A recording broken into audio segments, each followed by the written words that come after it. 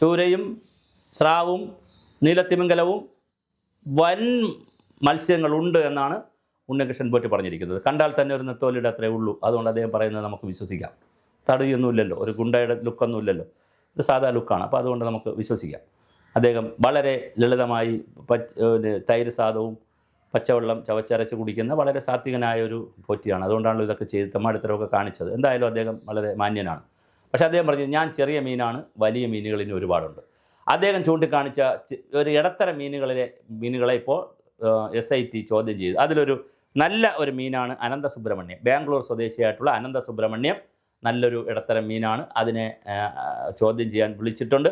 നാഗേഷിനെ, ഹൈദരാബാദിലെ ഇതിൻ്റെ സ്വർണ്ണക്കട സ്ഥാപനം നടത്തുന്നതിൻ്റെ ഉടമയായ നാഗേഷിനെ ആണ് ഇവർ ഇത് കൈമാറി.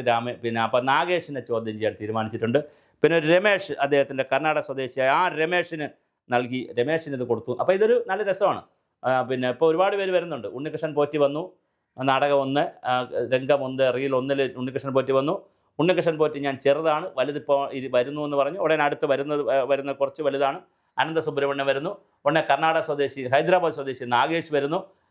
കർണാടക സ്വദേശി രമേഷ് വരുന്നു. ഇപ്പോഴും കൽപേഷ് എവിടെ നിൽക്കുന്നു?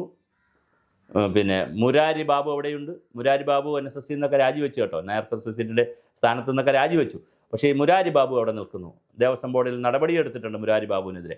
അപ്പോൾ ഇതെല്ലാം വരുമ്പോൾ സ്വർണത്തിൻ്റെ അടുത്ത കഥയാണ് നല്ല രസകരമായ കാര്യം. എന്നിട്ട് പിന്നെ ഇപ്പോൾ വേറെ രസകരം ഒരു നല്ലൊരു കാര്യം കൗതുകമുള്ളൊരു കാര്യം പറയുന്നത്, ഉണ്ണികൃഷ്ണൻ പോറ്റി പറയുന്നു അദ്ദേഹത്തിന് ഇതിനകത്ത് പൈസയൊന്നും കിട്ടിയിട്ടില്ല. പിന്നെ ആർക്ക് വേണ്ടിയിട്ട് അദ്ദേഹം ഇതൊക്കെ ചെയ്തത്? എന്താണ് അദ്ദേഹത്തിൻ്റെ പുണ്യം കിട്ടാൻ വേണ്ടിയിട്ടുണ്ടോ? ശബരിമല അയ്യപ്പൻ്റെ പുണ്യം കിട്ടാൻ വേണ്ടി ഒന്നും അല്ലല്ലോ.